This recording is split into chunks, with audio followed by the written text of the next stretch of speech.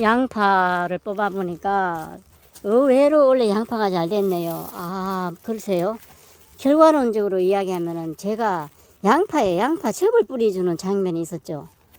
꼭 그걸 가지고 얘기할 수는 없겠지만 이 뭐 양파가 안 될 것 같았었는데 올해는 더 잘 된 것 같네요. 아니 그 아까운 양파즙을 양파에 주다니. 허허. 없어서 못 먹는 양파즙을 왜 양파에게 줄까요?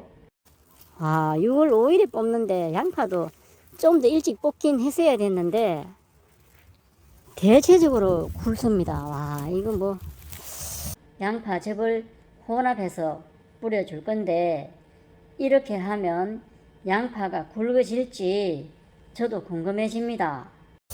글쎄요, 제가 꼭 인과관계가 있다라고 하기는 뭐하지만 양파에는 양파즙을 제가 뿌려줬던 게 그게 이렇게 좋게 된 거 아닌가라고 나름의 생각을 하는데 뭐 검증된 건 아닙니다. 양파가 생각외로 잘 됐습니다. 대체적으로 양파가 굵습니다. 이거 의외 소득이네요. 씨앗이 발화 후 성장하는 데 필요한 완벽한 영양이 열매에 들어있다고 하지요. 열매는 작물의 자식인데 양파의 열매는 바로 이거 양파이겠네요. 그러므로 양파 알이 굵게 하는데 완벽한 영양분은 바로 양파즙일 텐데 이걸 줬더니 양파가 더 굵어졌다고 저는 믿고 싶은데 구독자님들은 아니라고 하시겠지요. 하지만 저는 이 양파즙과 양파 작물 잔사들만으로 액비로 만들어서 양파에게 주면 양파에게 최고의 영양제라는 것을 알 수 있네요. 나만의 작물 재배 스타일에 양파를 또 하나 추가했네요. 허허. 이건 텃밭에서 조금 재배하니 가능하지 대량으로 재배하면 양파즙이 더 비싼데 안 되겠지요. 이게 텃밭의 장점입니다. 양파즙 액비도 양파 알이 굵어지기 시작하는 4월 말쯤에 뿌려주는 게 효과가 가장 좋은 것 같습니다. 추비를 2번 정도 해줬는데 추비할 때마다 요소, 질소죠. 질소, 요소하고 황산칼리를 넣어가지고 줬는데 아마 황산칼리를 줬기 때문에 맛도 좋을 거예요. 줄기들은 다 말랐죠. 좀 뽑기가 약간 사실 늦었는데 다 줄기가 도복이 되고 약간 푸른기가 있을 때 뽑는데 저는 좀 시기를 놓쳐서 좀 늦게 뽑았는데도 괜찮네요. 양파 뽑았죠. 요는 뽑으면은 요 줄기를 7cm 정도 남기고 바짝요 자르지 말고 바짝요 잘라버리면은 세균 같은 게 침투해 가지고 양파가 썩을 수가 있거든요.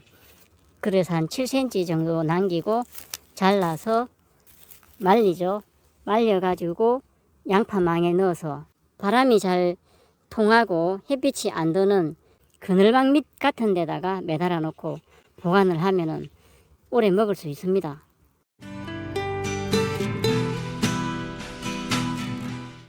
오늘이 6월 5일입니다. 마늘이 뽑는 시기를 놓쳐버렸습니다. 시기를 놓쳐서 이래야 됩니다. 마늘 대가 약간 살아있을 때 뽑아야 되는데 마늘 줄기가 이렇게 되면 이건 뽑는 게 아니고 캐야 됩니다. 올해는 비가 자주 와서 땅이 좀 말라 있을 때 뽑는다고 하다가 시기를 놓쳐버린 거지요. 뽑는 시기를 놓쳐버리면 이렇게 된다는 것도 도움이 될 듯 하네요. 하나하나 캐야 되니 이건 뭐 이게 탁 뽑으면은 이 대가 탁 뽑혀야 되는데 탁 떨어져 버리잖아요. 탁 떨어져 버리거든요. 대가 지금 없으니까 이렇게 요거는 좀 뽑히긴 하네요. 이 뽑았죠. 뽑아가지고 흙을 너무 톡톡톡 이래 털면은 여기 상처를 주거나 하면은 세균이 침투해서 바로 먹을 건 괜찮은데 보관할 경우는 세균이 침투하면 습기 때문에 조금 조심해야 되거든요. 지금 이런 경우는 흙이 그렇게 많이 안 붙게 딸려와서 괜찮은데, 흙이 막 많이 붙었을 경우는 막 이래 툭툭 막 치면서 털게 되거든요. 그럴 때 좀 조심해야 되거든요. 요런 경우는 좀 대가 있는데, 요런 마늘은 제법 굵죠. 제 손 한 뼘 하고도 남죠. 요런 마늘은 제법 굵습니다. 뿌리형 해나 고자리 파리 유충이나 뭐 이런 것들은 안 보이거든요. 다만 비가 좀 자주 와가지고 아직도 이 수분이 많은 상태죠. 그런데도 안 물러지고 버틴 게 참 다행이죠. 작년에도 심었던 곳인데 올해도 심었는데, 그러니까 연작을 한 곳인데도 병을 하지 않고 건강한 마늘 수확이 가능하네요. 심을 때 심마늘은 소독을 했고 토양 살충제 넣어줬고, 그 외에 농약 한번 안 치고 무농약 재배가 가능하네요. 아마도 비결이었다면 두둑을 엄청 높게 해줬더니 배수가 잘 된 탓일까요? 땅이 습해지면은 물원병이나 노균병들이 대표적이지요. 그래서 이렇게 두둑을 좀 높게 해서 배수가 잘 되게 해놨습니다. 두둑을 높이느라 땀 좀 뺐습니다. 아니면 은행 액비 한번 뿌려준 게 토양에 있는 충들이 방제된 것일까요? 그게 비결이 아니라 하늘이 지어준 거겠지요. 구독자님께서 중간에 마늘을 옮겨 심으면 어떻게 되냐고 질문을 하시기에 제가 실험을 한번 해봤거든요. 오늘이 4월 18일인데 이런 상태에서 마늘이 이만큼 크고 한 이런 상태에서도 혹시라도 뭐 옮겨 심어야 할 일이 있었을 때, 옮겨 심었을 때 살아나는지, 이 기존의 이 마늘하고 품질이 같아지는지 한번 보기 위해서, 사실 좀 늦죠. 이만큼 자랐으면은 옮겨 심으면은 살긴 살 것 같은데 품질이 어떨지 심어 놓겠습니다. 처음 심었던 깊이 정도로 해서 심어 보겠습니다. 요건 그대로 심었고, 이번에는 잎을 좀 잘라주고 한번 심어 보겠습니다. 이런 식으로 좀 잘라주고, 너무 큰 것들을 좀 잘라주고 심었을 때는 발착률이 더 좋은지 한번 보기 위해서 이렇게 좀 잘랐습니다. 잎을 조금 잘라준 상태에서 한번 심어 보겠습니다. 두 가지 케이스에 어떤 결과가 되는지. 제법 굵었죠. 이렇게 되는데 처음 심었던 깊이대로 심어 놓겠습니다. 물론 요 심고 난 다음에는 이제 물을 한번 줘야 되겠죠. 물을 한번 줘야 되는데 이렇게 심어 놓고 비교를 한번 해 보겠습니다. 여기는 잎을 잘랐고 여기는 그대로고,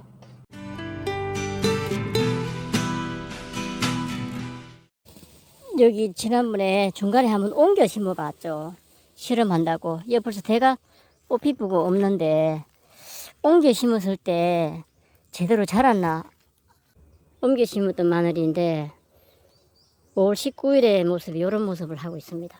옆에는 이렇게 돼 있고, 옆에 마늘도 뭐 크진 않은 것 같은데, 요 잎을 잘라 가지고 심었던 것이 아무래도 잎이 아직도 좀 생생하게 살은 것 같고, 안 자르고 심었던 것들은 잎이 지절로 말라져 버리죠.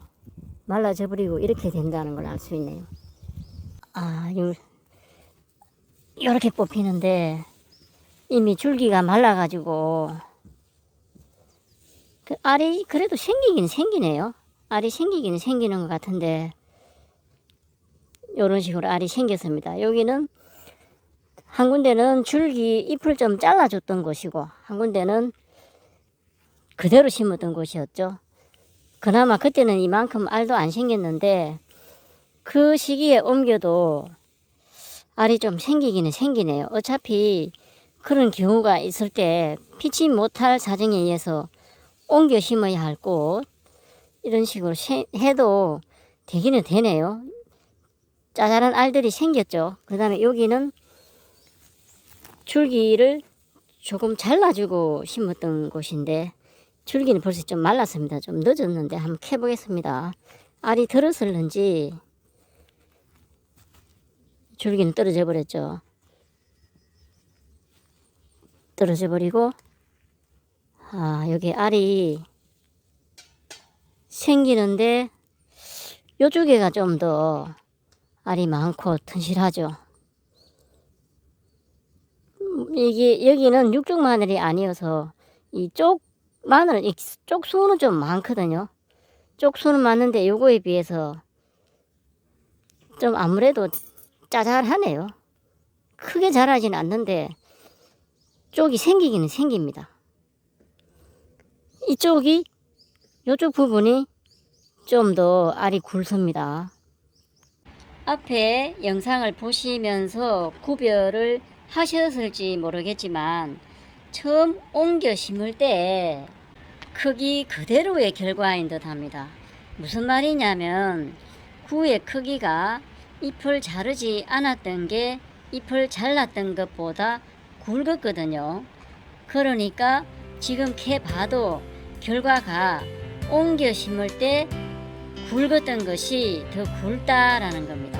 잎은 자르고 안 자르고는 알 굵기에 영향을 미치지 않았다는 의미이지요. 양파와 마늘 수확 시기를 놓치면 뽑는 게 아니라 일일이 캐야 되니 수확 시기가 중요하다는 것을 느끼게 하네요. 물론 수확하기가 힘들어서 그렇지 품질은 영향을 그렇게 많이 미치지 않은 듯 하네요. 감사합니다.